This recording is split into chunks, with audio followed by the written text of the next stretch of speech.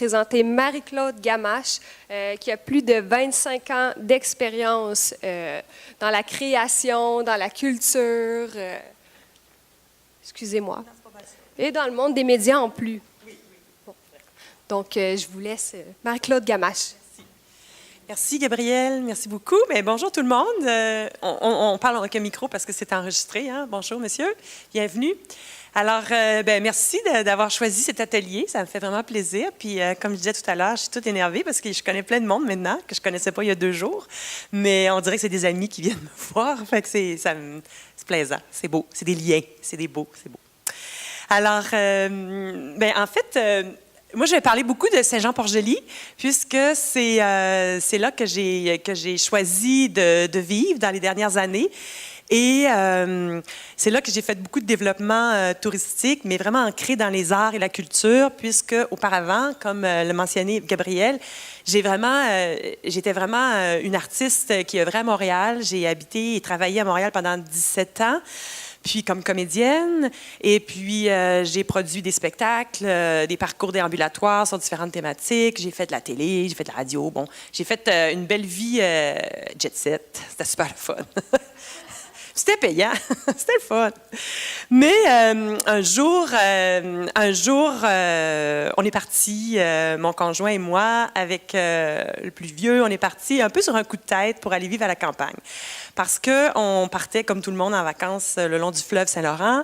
Et on se disait toujours, un jour, quand on aura une retraite, on partira à la campagne. On dit tout le temps ça.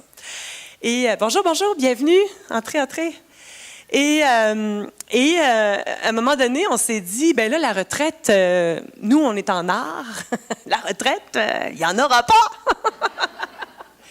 Alors, on s'est dit, on va faire ça tout de suite. On va partir, puis on est parti un peu sur un coup de tête. On n'avait aucune racine à la campagne, ni mon conjoint, ni moi. Lui, il avait un studio de musique sur la rue Saint-Laurent. Moi, je faisais du théâtre. Bien sûr, en tout cas, on était produit au Festival des théâtres des Amériques. J'avais ma compagnie. Tu sais, on avait une vie vraiment urbaine. Et bref, on s'est dit, OK, on part. Il faut dire aussi que le smog augmente toujours de plus en plus à Montréal. Puis pour mon conjoint, c'était vraiment un facteur d'inconfort majeur. Donc, on s'est dit, on va partir là où il y a du vent, là où il fait beau, puis là où on pourrait passer notre retraite. On va vivre notre retraite maintenant. Fait qu'on est parti très naïvement à la campagne. Mais rendu à la campagne, c'est un choc. Parce que là, il n'y a pas de projet de théâtre, il n'y a pas beaucoup d'artistes professionnels. Les artistes, ils sont pas vraiment... on veut que les artistes fassent du bénévolat, mais on veut pas vraiment les payer. Oublie ça, les contrats UDA, ça n'existe pas. Un studio de musique payé pour enregistrer de la musique, oublie ça. En tout cas, bref, c'était un peu traumatisant pour nous. Et aussi, il y avait plus de réseau. On pouvait faire la route, là, Saint-Jean-Port-Joli, Montréal, c'est 3 heures, mais c'est pas réaliste vraiment. T'sais, on fait ça au début, à un moment donné, c'est comme, c'est loin. Mais ça se fait. Je vais vous donner un exemple tout à l'heure. Mais il y a aussi le fait que, puis là, ça donne le goût aussi, la campagne, de fonder une famille. Hein? Fait que là, on avait déjà un, on a eu 2, on a eu 3, puis là, on a eu nos 3 enfants à la campagne. Puis là, aujourd'hui, les enfants, ils veulent plus partir. Les autres sont bien sur le bord du fleuve, puis ils trouvent que c'est le paradis à Saint-Jean-Port-Joli. Bon, tant mieux. Mais, bref, tout ça pour dire que moi, j'ai joué un rôle de migrante, finalement. Je suis partie d'une fille très urbaine, qui aimait la vie urbaine, puis je me suis lancée dans la vie rurale. Et dans une toute petite communauté que je ne connaissais pas. Mais pourquoi je suis allée là? Je suis allée là parce qu'il y avait des artistes, parce qu'il y avait une vitalité culturelle et artistique absolument passionnante. À Saint-Jean-Port-Joli, là, je me suis retrouvée tout à coup à me dire que Saint-Jean-Port-Joli, c'est comme si j'étais sur le plateau Mont-Royal de Montréal, sur le plateau Mont-Royal, mais à la campagne. Donc, c'est comme les meilleurs des deux. Des petites boutiques, des artistes, des salles de spectacle, des événements artistiques, mais avec le fleuve, pas de trafic. Tu sais à quelle heure tu te lèves, tu sais à quelle heure tu rentres chez toi, tu vas chercher tes enfants. Et tu as aussi, t'es pas trop loin de Québec, t'es pas trop loin du Nouveau-Brunswick, puis t'es pas trop loin de Montréal, t'es quand même pas trop loin. Bon, alors ça, c'est le point de départ qui m'a amené. Donc, la culture est devenue comme un facteur d'établissement. Puis, il y a plein d'artistes qui ont choisi de s'installer à Saint-Jean-Port-Joli parce qu'il y avait justement une vitalité artistique. Des artistes professionnels qui vont se produire un peu partout, à travers le monde. On a même une chorégraphe en danse actuelle qui a toujours créé à partir du fleuve Saint-Laurent, à partir de Saint-Jean-Port-Joli, qui a rayonné partout à travers le monde. Puis, en juin passé, elle a reçu l'Ordre du Canada pour l'ensemble de son œuvre. C'est Chantal Caron de Fleuve Espace Danse que certains connaissent. Alors, ça, c'est un petit peu mon introduction de ce choix de vivre dans une petite communauté et les enjeux que j'ai observés. C'est là que je vais en venir. C'est quand je suis arrivée à la campagne, je me suis dit, waouh, il y a plein de bijoux, il y a plein de trésors artistiques, patrimoniaux, culturels. Mais personne n'en parle. Puis quand on m'en parle, à mes voisins, à les gens avec qui je collabore, que je rencontrais, les gens étaient gênés, étaient pas fiers de ce qui se passait. Certains, oui, là, mais en gros, ils n'avaient pas de fierté. Donc, naturellement, puisqu'il a fallu que je me réinvente, je suis devenue travailleuse culturelle, puis je me suis donné comme mission de faire rayonner et surtout de travailler avec les organismes, les événements ou les artistes qui, selon moi, étaient comme wow, exceptionnels, et de travailler avec eux pour qu'ils puissent rayonner, pour qu'ils puissent vraiment qu'ils puissent être beaux et extraordinaires au-delà d'un petit village. C'était un petit peu ça la mission que je me suis donnée. Puis là, je parle, puis j'ai pas fait aucune diapositive encore. Mais mais inquiétez-vous pas, j'ai juste des images, moi, presque. J'ai pas de texte sur mes diapositives. Mais ça, c'est Saint-Jean-Port-Joli. C'est une salle de spectacle qui est au bord du fleuve. Là où le photographe a pris la photo, là, c'est le fleuve. Là. Donc, c'est un parc de sculptures et c'est un grand bâtiment auquel on s'est doté, qui a des spectacles qui peuvent se faire. Toutes les portes s'ouvrent avec vue sur le fleuve. C'est superbe. C'est vraiment beau. C'est pas parfait, là. L'acoustique n'est pas super, mais il y a des beaux avantages. Ensuite, ça, je voulais vous présenter cette capsule-là parce que je suis ambassadrice de Chaudière-Appalaches. J'ai présenté mon village, mais je pense que j'ai assez parlé de moi, fait que j'en parlerai pas. Alors, ça, c'est le thème de l'atelier. Ici. Qui est-ce, vous pensez?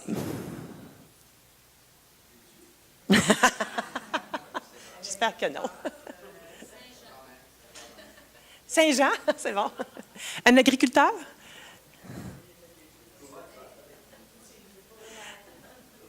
Le maire. C'est ça. C'est le maire. Oui. C'est notre maire, notre ancien maire, Jean-Pierre Dubé. Alors, Jean-Pierre, c'était un comptable, c'est un comptable, puis il a un élevage de poules. Puis, il a été en politique municipale au-dessus de 20 ans, et maire la plupart du temps. Et la qualité principale pour la communauté artistique, c'était que il n'avait pas peur d'embarquer dans des projets un peu fous. Imaginez Jean-Pierre qui se fait solliciter par le photographe, qui a un projet qui s'appelle Créature de grève, puis le photographe l'approche, puis lui dit « Jean-Pierre, je veux avoir des stars du village, des stars de la communauté, puis je veux vous transformer en créature de grève, portrait en studio pour une exposition grand format, hein, c'est des immenses photographies, avec des personnages mythiques, venus du fleuve. » Jean-Pierre, il a dit oui. Il dit, je ne sais absolument pas c'est quoi ce projet-là, j'ai aucune idée, je ne comprends pas ton affaire, mais j'ai dit oui. Et Jean-Pierre s'est rendu en studio. En fait, ce qui l'a convaincu, c'est que le photographe, Jean-Sébastien Veilleux, lui a dit, ton personnage, ça ressemble à Poséidon. Ça, Jean-Pierre, il a bien aimé ça. Fait que là, il a accepté, mais c'est extraordinaire parce qu'il a joué le jeu. Il a passé 5 heures de son temps en studio à se faire maquiller, se transformer, puis il n'avait pas vu le résultat avant le début de l'exposition. C'est courageux, mais ce que je trouve beau, c'est qu'il a fait confiance à ses artistes. Et ça, je pense, c'est la plus belle chose que... c'est une des marques de confiance, c'est que la communauté des élus municipaux, quand ils font confiance à leurs artistes, il peut se passer des beaux événements, des belles surprises, des choses qui décoiffent, des choses qui surprennent, sur lesquelles on n'a pas de contrôle. Donc, ça se peut que ça nous bouscule un peu, mais ça va faire vibrer les gens, ça va faire parler, puis ça va faire les gens vont développer un sentiment de fierté et des liens aussi. Je suis sûre que je vous apprends rien en vous disant ça, mais je vous donne des exemples, puis je vous partage l'expérience de Saint-Jean-Port-Joli. Des fois, ça donne d'autres idées ou ça nous crée une fierté d'être artiste aussi, hein, parce qu'il y a ça aussi. Donc, ça, je trouve que c'est une belle marque, faire confiance à sa communauté artistique. Et je tiens à féliciter Jean-Pierre pour cet apport. L'autre lien, en sens inverse, il faut que les gens qui travaillent en culture et en art aillent conquérir son conseil municipal aussi. Ça, c'est important aussi. Puis on l'a fait avec la Biennale de sculpture, puis je vais en parler tout à l'heure aussi, parce que ça va dans les deux sens. Ah oui. Là, au final, là, ce que j'aimerais vous communiquer, c'est que c'est important la force de la communication et des relations publiques dans les projets. Quand on veut faire rayonner des projets, même si on est dans une petite communauté comme Saint-Jean-Port-Joli, c'est important de le penser comme si on pouvait le faire rayonner à Moncton, à Toronto, à Calgary, à Montréal. C'est important de le penser comme ça, dans l'image, dans le développement, dans les relations de presse, dans les relations le plus qu'on peut, évidemment. Et c'est un petit peu ça le message global là, que je vais vouloir partager à travers les différents projets. La Biennale de sculpture. Alors, cette année, depuis 2013, moi, je m'implique bénévolement cette fois-là, comme au sein de la Biennale de sculpture de Saint-Jean-Port-Joli. Et l'année passée, je suis encore présidente, en fait, actuellement. Alors, l'enjeu qu'on a eu à faire face, en fait, c'est qu'il y avait un clivage qui s'était développé entre les sculpteurs traditionnels et ceux qui ont des pratiques actuelles. Donc, quand en 2013, quand ils m'ont proposé de faire partie du conseil d'administration, qui est vraiment un conseil de création, là, on travaille fort, comme vous tous, on avait un enjeu d'incompréhension. Il y avait comme il y avait comme du dos à dos, il y avait comme une espèce de chicane latente, d'incompréhension totale entre les traditionalistes, ceux et celles qui font de la sculpture en taille directe de personnages ou animalières, et ceux et celles qui font d'autres formes d'art ou qui font d'autres formes de sculpture. Donc, traditionnellement, on fait des personnages ou encore on faisait de la taille directe à partir de bûches verticales qui sont encore aujourd'hui exposées dans le parc des Trois-Bérets. C'est très beau. Alors, comme comité, comité de création, on a réfléchi, on s'est dit, bon, Puis on avait un autre enjeu aussi, c'était qu'on avait perdu la confiance de la population. Donc, entre autres, du conseil municipal, qui avait comme... il y avait eu une édition, pour faire une histoire courte, il y avait une première édition en 2010 qui était intéressante, mais assez hermétique, puis en 2012 aussi. Puis là, il y avait comme un beau, à mon sens, il y avait un beau terroir, il y avait un bon début de quelque chose, mais on n'avait pas su séduire les gens de la place, on n'avait pas su créer des liens avec des gens de la place. Donc, ça restait un peu comme... on avait mauvaise presse, en fait. Donc, notre premier projet, ça a été de reconquérir la communauté à travers un projet qui reste fort, qui reste à rayonnement plus large que la région, mais qui était... Donc, on a élu on a choisi au sein de notre conseil un diplomate municipal. Donc, le diplomate municipal a eu à faire un travail de terrain auprès de notre maire, auprès du conseil, en douce, en différents événements, pour parler de l'évolution de notre comité, pour parler de l'évolution de notre pensée, vers où on s'en allait, et aussi être à l'écoute de ce que les gens, des appréhensions des gens et tout ça. Donc, c'était un super beau travail de lien, ça, qui nous a beaucoup servi. Puis aujourd'hui, au début, on avait un représentant du conseil qui suivait toutes nos réunions. Et aujourd'hui, dans la dernière année, on l'a vu, je pense, une demi-fois. Là. Donc, il nous a fait complètement confiance. Donc, au fil des ans, entre 2013 et, on peut dire 2016, là, il y a eu vraiment une confiance qui s'est rebâtie. C'était vraiment une belle réussite. Et au niveau artistique, ce qu'on a mis en place, c'est de la co-création. Donc, ce qu'on a tenté de faire, et ça, c'est vraiment une décision très consciente, on s'est dit, on va travailler avec des artistes qui sont liés ou qui sont installés à Saint-Jean-Port-Joli, parce qu'il y en a beaucoup, et qu'on va choisir, parce qu'on travaille avec des commissaires maintenant, on va les jumeler, on va les inviter à co-créer avec des artistes de l'extérieur. Donc, en 2014, on a travaillé avec des artistes de Montréal. Le commissaire, d'ailleurs, était Nicolas Mavrikakis, qui était à Montréal. Et Michel Saunier, sculpteur, était le commissaire de Saint-Jean-Port-Joli. On travaillait en co-commissariat aussi. Les jumelages ont été faits. En 2016, on a travaillé avec des artistes du Nord. Donc, on avait des Inuits qui sont venus travailler en co-création avec des artistes de Saint-Jean-Port-Joli. Et en 2018, cet été, on avait toute une belle sélection d'artistes, 7 artistes allemands qui sont venus travailler avec des artistes qui ont des liens avec Saint-Jean-Port-Joli. Parce qu'encore là, on se donne des règles, mais les règles, c'est pour éclater. Donc, on n'est plus en mode nécessairement des artistes qui sont à Saint-Jean-Port-Joli, mais des artistes qui ont des liens avec Saint-Jean-Port-Joli, qui connaissent l'histoire, qui portent ce terrain et qui viennent travailler avec d'autres. Donc, l'idée de la co-création, je vais aller à un petit... Je pense que je vais vous présenter un petit vidéo, je pense. Attendez un petit peu. Ça, c'est Saint-Jean-Port-Joli, celle-là. Ah oui, à la Fabrique culturelle. En 2014, donc, on a eu un beau duo qui était un artiste. Puis, en fait, ça me fait penser là, que ça serait vraiment intéressant. Là, je dis ça, là, c'est enregistré. Mais là, je dis ça serait vraiment intéressant qu'on fasse de la co-création avec des artistes sélectionnés de la francophonie hors Québec et des artistes jumelés à Saint-Jean-Port-Joli. Ça serait vraiment... Ah oui, ça. Mes amis du Québec, on va en reparler. Mais ça pourrait être un super beau projet, par contre, c'est vrai. Ah oui, j'aime ça. Donc là, cette année... C'est génial. Merci, Martin. Oui, vraiment. Parce que depuis que j'étais arrivée, je parle avec beaucoup de monde. J'ai plein de nouveaux amis, comme je vous disais. Puis ce que je trouve extraordinaire, que je réalise comme Québécoise, c'est le Québec, on est vraiment centré sur nous-mêmes. Là. C'est vraiment impressionnant. Puis il y a tellement de richesses et de monde et d'artistes pertinents et de gens avec des idées pertinentes et qui aiment le français qui existent en dehors du Québec. C'est comme, wow, OK, il était temps qu'on s'en rende compte.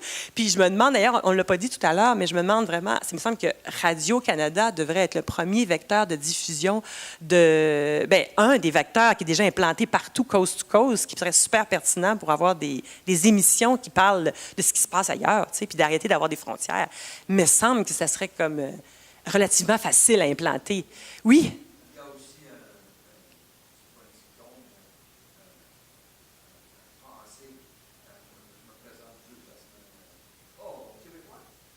oui. C'est ça. C'est comme si la francophonie n'existe pas. Hein? On en a parlé tout à l'heure, mais c'est fou. Il y a comme une identité puis une force une force de rayonnement et de relations publiques à développer. Alors, le petit vidéo que je vais vous présenter, c'est vraiment une vidéo. Pour nous, là, c'était comme le summum là, de la réunion entre les anciens et les modernes. Alors, on a réuni Robert Gaudreault, qui est un traditionniste animalier de Saint-Jean-Port-Joli, avec Marc-Antoine Caffaneuf, qui est un jeune artiste, relativement jeune artiste de Montréal, qui, lui, a un parcours académique, qui donne dans le kitsch. Et de l'autre côté, tu as Robert, qui a été formé par accompagnonnage et qui sculpte depuis toujours. Et voilà. Donc, je vais vous donner, pas au complet, mais un petit aperçu, parce que c'est comme une réunion extraordinaire. Et la Fabrique culturelle était venue à l'époque faire une vidéo. Donne-moi le bidon, quelque chose, ça porte bien, oui. Puis ça fera ça. Wow. On viendra pour le reste. Ouais. Il me l'a montré tantôt comment faire. Je dois faire... Attendez-moi un petit peu. Attends, si je fais ça... Oh là là là là. Il me l'a montré tantôt. Un instant.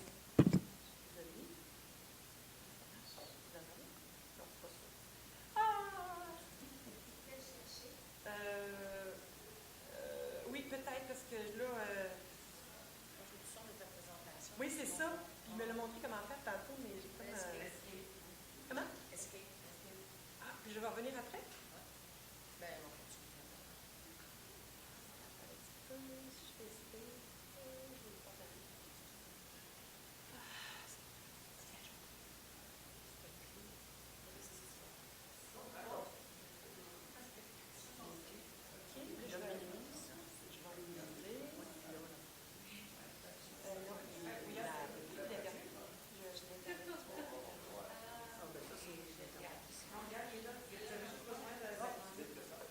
Non, c'est de l'audio.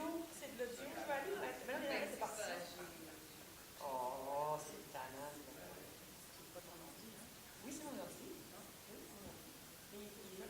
Enfin, bref, on va continuer, puis si on a de la visite, peut-être aussi.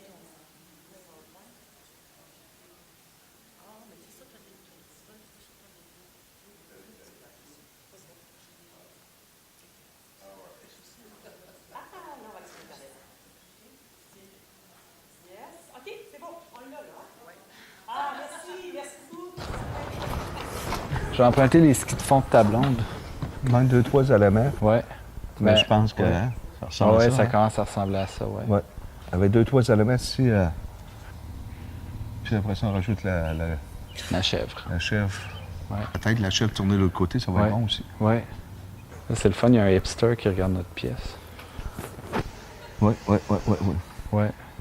Hey, dans le panier, on pourrait mettre tes cassures de bois.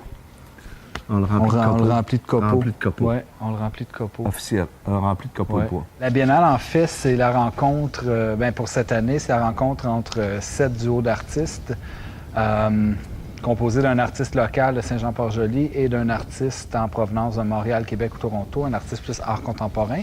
Et de là, on a été jumelés ensemble pour travailler sur une œuvre pendant une dizaine de jours. Une œuvre qui va être présentée dans le parc dans les 4 jours où la Biennale est ouverte au public. Avec Marc-Antoine, j'ai pas eu de problème. C'était vraiment... On s'est expliqué, on s'est compris. Je pense que quelque part, tout semblait bien aller. Pour pouvoir produire un œuvre, autant moi, dans mon domaine, respecter ma partie qui est plus traditionnelle. Marc-Antoine devient beaucoup plus contemporain. Oui, c'est un beau dialogue entre les deux. Ils ont à peu justement. près la même taille. Moi, j'ai une pratique dans 2 domaines. Je fais de la littérature d'un côté puis des arts visuels de l'autre. Je suis beaucoup dans l'accumulation d'objets. J'aime les objets qui portent une histoire, qui peuvent nous raconter quelque chose. Donc, je suis arrivé avec quelques meubles, quelques objets. Puis après ça, on a fabriqué des pièces comme le bidon à essence, la pinte de lait, le vidéo. Des pièces que Robert n'aurait jamais sculptées. Là, donc, c'est la technique de la tradition, mais ce n'est pas les sujets de la tradition. On veut faire une espèce de bûcher, une espèce de tas de bois qui pourrait prendre en feu, qui pourrait être un feu de joie. C'est un monument au bois qui est en train de disparaître, qui est en train de se transformer, à la tradition qui est en train de s'effacer, qui est en train de se perdre. Comme la petite pièce, je peux vous montrer? Oui. C'était des très, très gros vendeurs. Un petit capitaine. Un petit capitaine qui est en pause. Là, C'est le souvenir idéal. Oui, exactement, c'est ça. En haut, ça... Je pense même qu'on a mis la pièce. Oui, la On va pièce, voir en puis masse. on a la grosse racine aussi qui va être sur la table noire. Oui, justement. Fait que Oui, ça oui, va oui. prendre de la place. Ça va être beau, Aussi, ça va être comme aussi. du feu. OK, c'est bon. Oui. Ouais. Tu comprends? Ouais, Je pense que... ouais. Ouais, c'est bon. La girafe dans le tiroir, ça va être beau. Je pense que oui. Hein? Ouais. Mieux qu'un petit personnage. Ouais. Puis la loupe, on va pouvoir faire des beaux rappels forts. Ça Oui. marche? On va aller chercher les dernières pièces, Marc-Antoine. Oui, ça marche. OK. La chèvre, on l'amène tout de suite. Tu veux-tu la travailler sur place aujourd'hui? On pourrait. Oui. Elle serait là pour demain. Ce qu'on a compris, on a une idée. C'est ça. Vous irez voir la suite, oui, c'est ça, sur la fabrique culturelle. Donc, voilà, Apisha, là. Ah, Seigneur. Ah, OK, c'est bon. OK. Voilà. Donc, le vidéo représente bien vraiment le summum du travail. L'objectif qu'on s'était donné, c'est de tisser le lien entre le passé et la tradition, puis on a réussi. Tellement que Robert est rendu sur le conseil d'administration de la Biennale de sculpture. Alors ça, c'est vraiment une preuve que le lien entre le passé et l'actuel, il se fait, et on y travaille, et c'est la plus belle réconciliation. Pour moi, c'est un des grands succès auxquels j'ai contribué avec toute une équipe. C'était vraiment faire ce lien, cette réconciliation. Alors, belle histoire, je trouve. En fait, ça, c'est des images de la Biennale de cette année avec des artistes allemands. Nos artistes travaillent beaucoup en nature. Donc là, je ne vous parlerai pas toutes des belles démarches parce que c'est fascinant. Ils travaillaient avec la glaise, mais je voulais juste... On travaille toujours avec des duos. Alors, c'est Chantal Caron, la chorégraphe, avec un artiste du théâtre de papier allemand. Et c'est une œuvre de Heike Etche, qui était une œuvre sur l'eau, sur un ponton là, qui tournait au vent comme ça, au rythme des marées aussi et au rythme du vent. Donc, une belle œuvre de cette année aussi. Et on avait aussi un artiste allemand qui a travaillé sur le thème de la religion, parce que nous, on a un ancrage fort dans l'art visuel religieux à Saint-Jean-Port-Joli, avec les Médard, avec Médard Bourgault notamment. Mais c'est un art religieux complètement renouvelé. Alors, Thomas était jumelé à Benoît Deschênes, qui est un artiste en art religieux encore installé à Saint-Jean-Port-Joli, mais dans la pure tradition de taille directe. Alors, voilà. Alors, c'est bon, ces différentes images. Et tous les projets, du moins les projets auxquels je participe, auxquels je contribue, on travaille fort aussi pour travailler sur les publics. On en a parlé un peu ce matin, l'importance de bien connaître ces publics, de bien les segmenter et de bien savoir à qui on s'adresse et puis d'aller jusqu'à créer des espèces de portraits robots de nos clientèles pour qu'on ait des images claires. Puis quand on travaille en comité, bien, nous, ce qu'on fait même des fois, ce que je fais avec certains projets, c'est qu'on dessine on décide ensemble, on peaufine notre public, puis on l'invite à certaines réunions de programmation. On invite ce personnage en carton, là, puis on l'invite, puis on lui donne un nom, puis des fois, on lui pose des questions. Tu sais. Donc, c'est ludique, mais ça a l'effet que ça nous ramène à nous dire, bien, les décisions qu'on est en train de prendre, est-ce que ça s'adresse vraiment au public? Est-ce qu'on est vraiment dans la peau de notre public quand on prend ces décisions-là? Est-ce que l'objectif qu'on poursuit va être atteint? Puis souvent, ça nous aide à ne pas être frustrés, puis de dire, bien là, on met tant d'argent, tant d'énergie à tel projet, puis on sait que si ça ne marche pas avec tel autre public, bien on le sait, on le savait. Tu sais. Donc, ça reste quand même une méthode simple, mais qui est assez agréable à faire. Donc, beaucoup de médiation aussi. Voilà, ça c'est en 2014, avec nos amis du Nunavik. Et voilà. Bon, l'image d'appel 2016 et 2018, notre image d'appel 2018. Autre projet, innover pour mettre en valeur son patrimoine.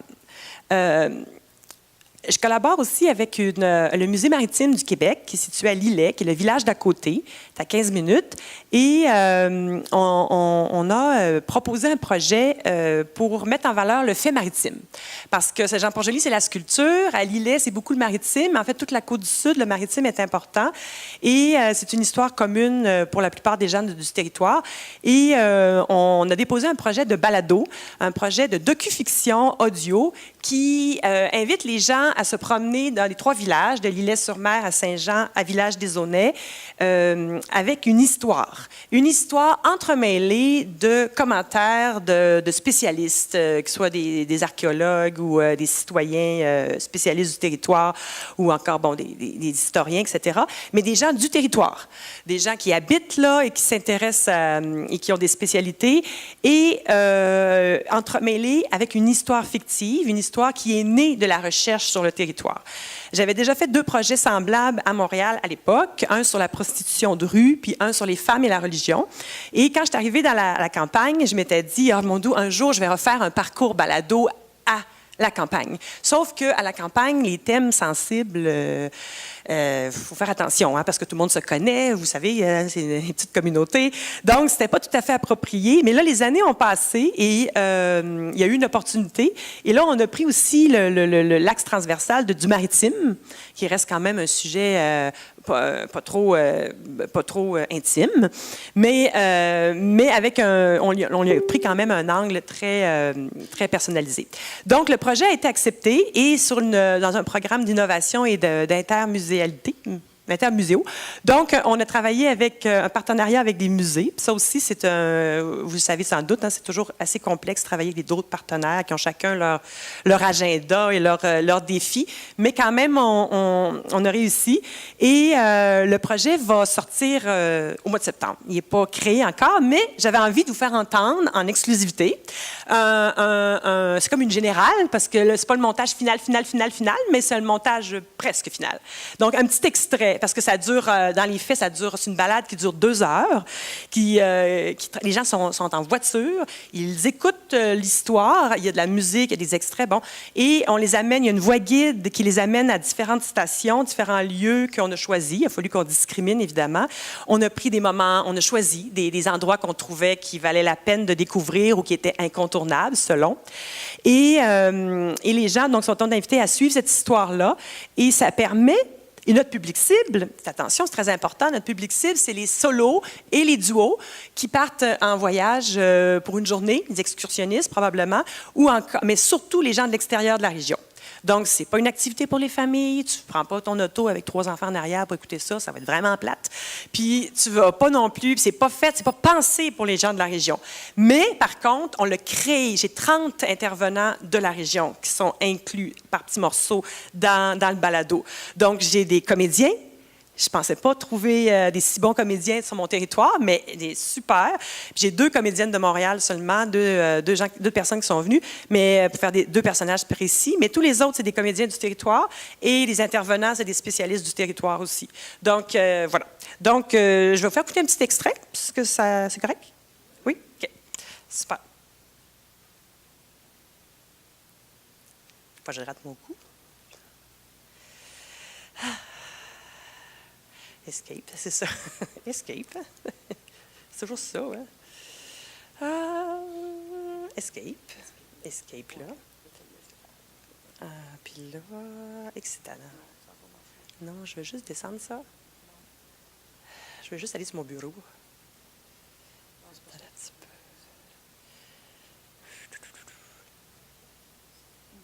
Quand je suis toute seule à mon bureau, ça va super bien. C'est ça, hein? Oui, c'est là que je vais aller. C'est là que je vais aller sur mon bureau. Comment ça qu'on va pas sortir, non? Tu fais des choses vraiment extraordinaires avec ton ordinateur. Ah, il est là. Non, il est là. Mais on veut Non, l'écouter, c'est juste audio, fait que c'est pas grave. Fait qu'on peut juste le partir. Super.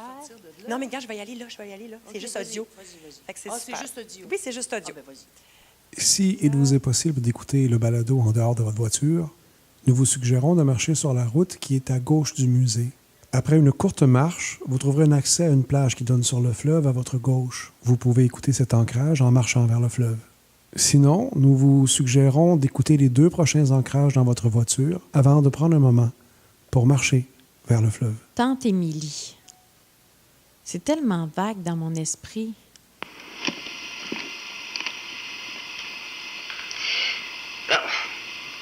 Je m'appelle Émilie. Je suis native de l'île aux Grues, mais on est parti de là pour Québec. Là, je devais avoir 2 ou 3 ans. Ben, j'ai pas connu la vie là, sur l'île. Moi, j'ai fait beaucoup de petits métiers, mais mon vrai métier, là, c'est capitaine. J'ai été capitaine pendant 23 ans d'une belle goélette. La Marie-Louise, le nom de ma mère. Ben, c'est mon père qui l'avait construit avec mon frère. Ben, quand mon père est mort, c'est moi qui ai pris la relève. Mon frère était trop petit, puis ben, il n'a jamais aimé ça vraiment. Là. Mais moi, j'adore ça, là. J'aimais ça. Ici, là, à Saint-Roch, tout le monde m'a toujours appelé la belle Émilie. Je suis arrivée dans le coin, j'avais 17 ans. J'ai suivi mon cœur. Il y avait un beau garçon. Il était beau, là, comme un capitaine. Droit, fier, indépendant. J'ai appris avec lui à connaître les plantes marines. Ce qui se mange, ce qui se mange pas. Puis, ben, après un été, il est parti. C'était une sorte de troubadour. Troubadour des plantes. C'est niaiseux. Ben, moi, je suis restée ici parce que j'aime le fleuve. J'aime le vent du large, le soleil qui sculpte les rides au coin des yeux. J'ai toujours aimé courir ces roches. Là. Je cours ces glaces aussi l'hiver. J'ai jamais eu peur de l'hiver ni des marées. J'aimerais ça mourir en mer. Je trouve ça beau. C'est pour ça que je suis devenue...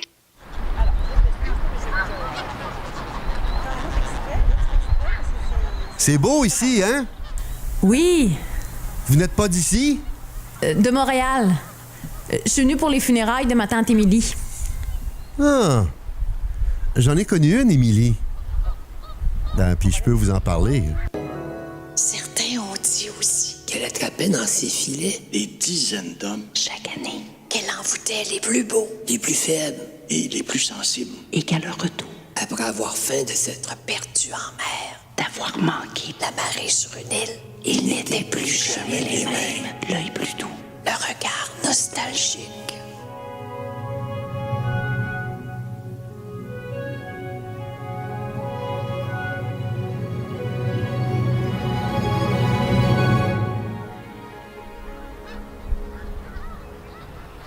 On raconte qu'elle est revenue seule à la tombée de la nuit.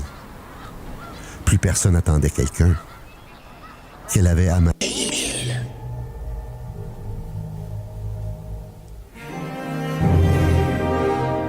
Je t'en ai jamais parlé. Laisse dormir les morts. La vraie histoire, là, personne l'a jamais su, puis c'est pas toi qui vas faire la lumière là-dessus.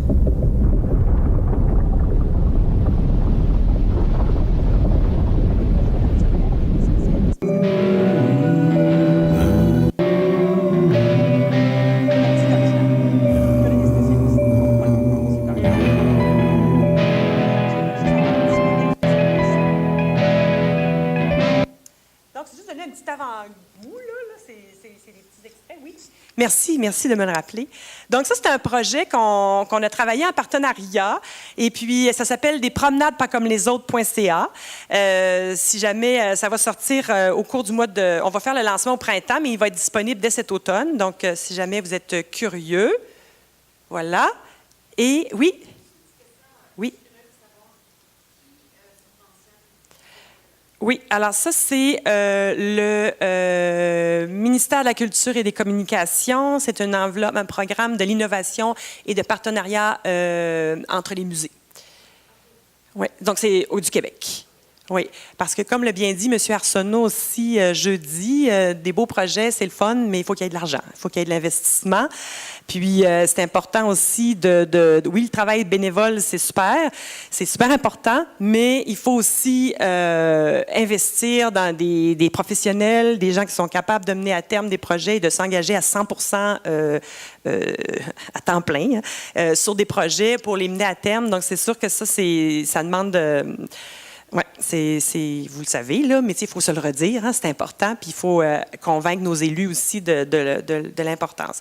D'ailleurs, je trouve qu'à Saint-Jean-Port-Joli, il y a eu une belle évolution aussi dans les dernières années de comprendre que c'est important de faire affaire avec des professionnels du milieu de la culture pour développer des projets. Ça n'empêche pas le bénévolat il est toujours présent, mais il y a une belle reconnaissance qui s'installe, puis il y a une belle... oui, parce qu'ils ont vu les résultats, ils ont vu ce que ça donnait aussi, donc ça, c'est stimulant. Est-ce qu'on est... Il faut juste que je continue à changer de diapositive. Voilà. Bon, le musée maritime, ça, c'est bon, on va aller un peu plus vite. Le musée maritime, on a fait un beau travail sur l'image. Le fil conducteur, c'est la culture comme développement touristique, mais c'est aussi l'importance de développer des communications et de se rendre compte qu'une personne aux communications, ça a beaucoup de valeur dans un organisme artistique et culturel, même si ça coûte de l'argent. Au final, ça donne beaucoup de rayonnement et beaucoup d'épanouissement au projet et beaucoup On va plus loin un peu avec le projet, on fait un plus grand millage. D'ailleurs, j'aimerais savoir, dans vos organisations, est-ce que vous avez des professionnels des communications qui travaillent avec vous ou qui travaillent au sein de vos organisations? Est-ce que vous avez tous cette personne?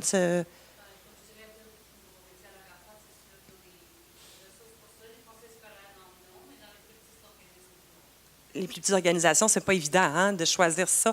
Au Musée maritime, quand j'ai commencé à travailler avec eux en 2015, il y avait personne qui était officiellement attitré aux communications.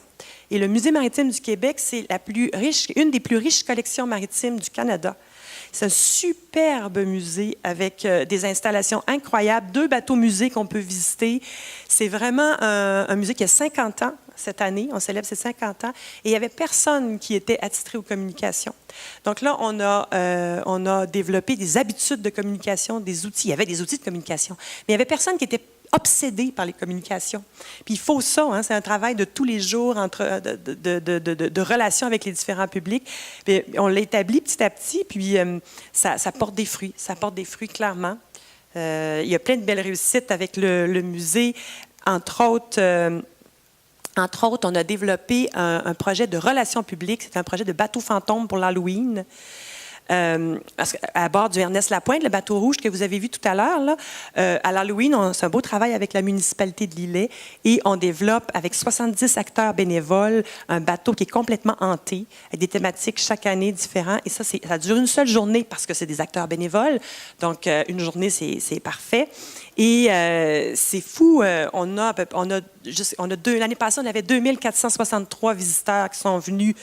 L'espace ça commence à 13h, ça finissait à 17h, puis il y avait 3 heures dans la soirée.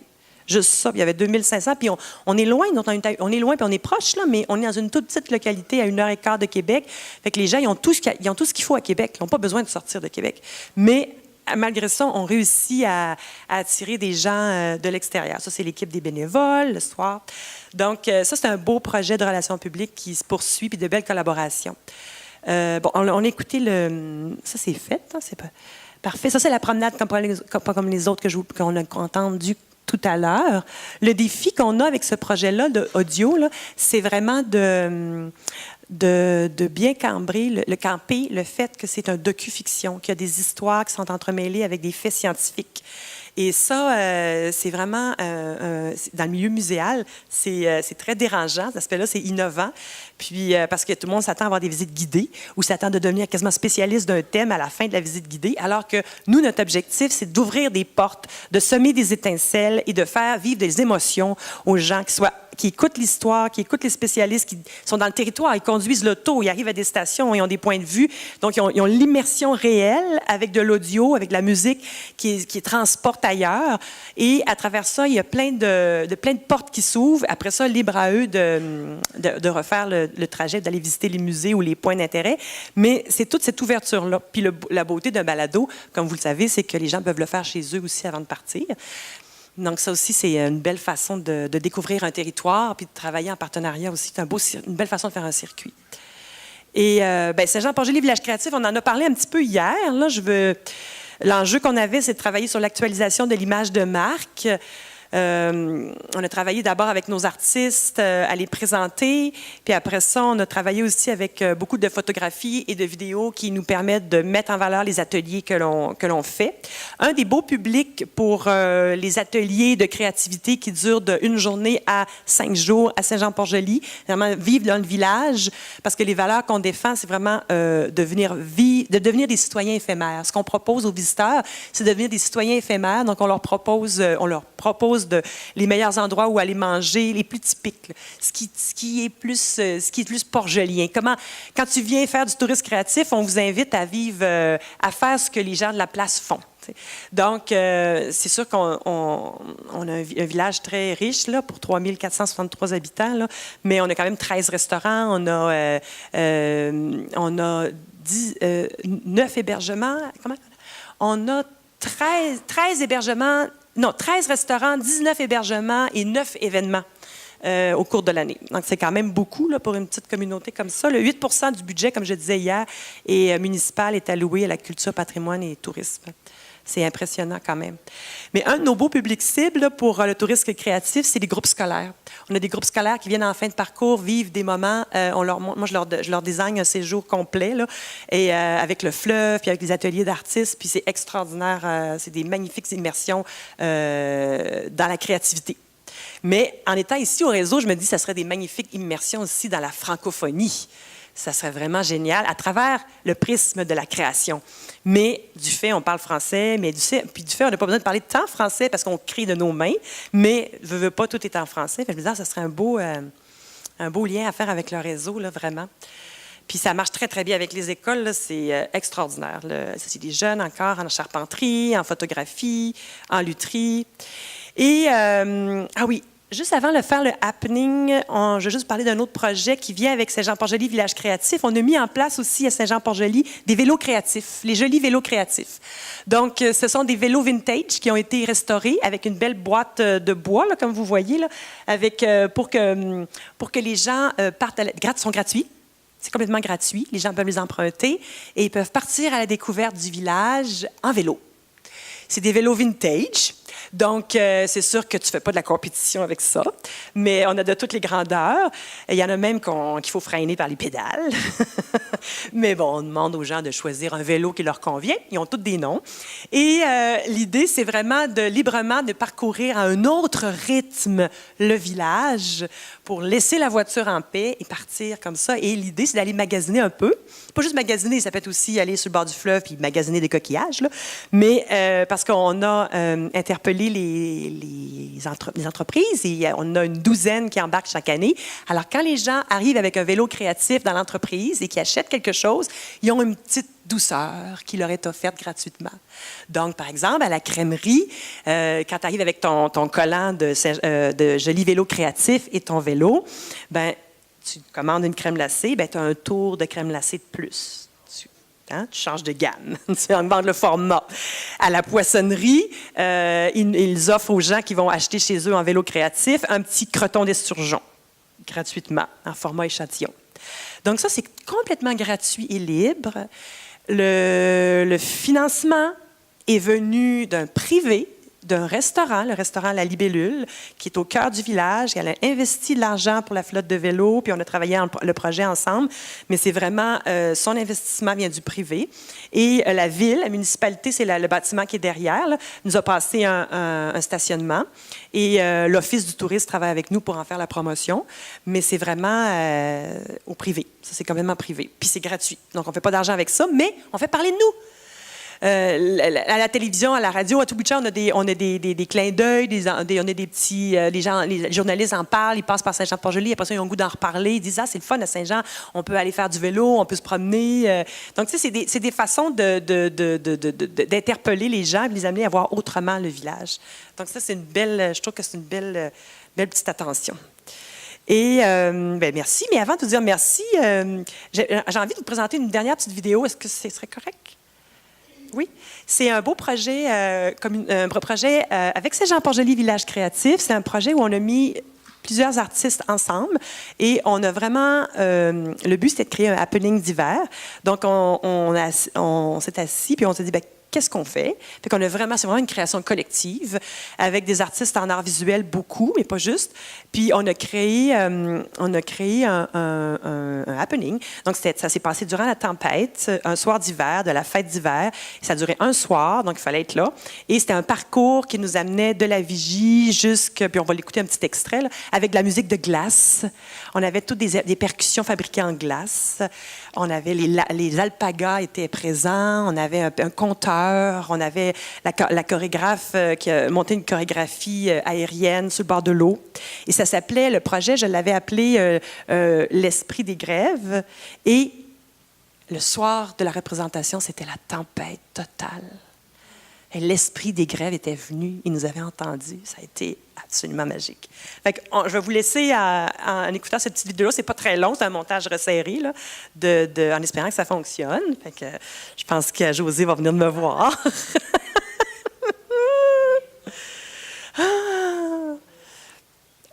J'ai cliqué dessus, puis là, ça tourne. Puis là, mais là, il faut voir l'image, par exemple. C'est vraiment tannant, ces choses-là. Bon, ça ici, je vais me concentrer, comme tu dis, c'est ça. Là, je vais là. Là, ici, ça va apparaître bientôt ici. Fait que là, je vais fermer ici. Bon, parfait. Là, moi, je peux commencer, mais vous ne le voyez pas, vous.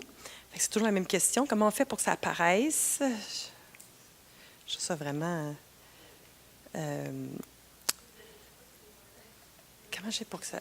Là, il est prêt à partir, mais je veux que ça arrive là. Je veux qu'on le voit là. Mon PowerPoint est là. Oui, on va l'éteindre. Pourquoi il ne veut pas? Pourquoi il est jammé? OK. Pas besoin d'enregistrer, je le connais, il est déjà là. On a tout fermé. C'est beau. Ah non, on y va. OK, parfait. Bon, alors, je vous laisse sur l'esprit des grèves. Oui. Puis, je vous remercie beaucoup d'être venus. Puis, si vous avez des questions, ça me fait plaisir de répondre. Puis, surtout, je vais vous encourager à poursuivre vos belles initiatives en art et culture. Puis, c'est vraiment, je trouve, on a vraiment vu à Saint-Jean-Port-Joli renaître la fierté, faire renaître les liens entre les artistes aussi. C'est vraiment ça. Tout à coup, entre autres avec le happening qu'on va regarder dans quelques secondes, tout à coup, les artistes qui ont toujours travaillé côte à côte ont, pour une première fois, fait un projet commun. Autant le luthier que la chorégraphe, que le sculpteur, que le conteur, tout à coup, ont fait un projet commun, un beau projet, un peu fou, un peu...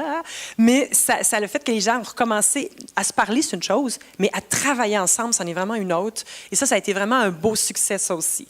Donc, voilà. Fait que je vous laisse là-dessus, puis je vous remercie vraiment. Puis vraiment, je suis vraiment heureuse d'être ici au réseau. Vraiment beaucoup.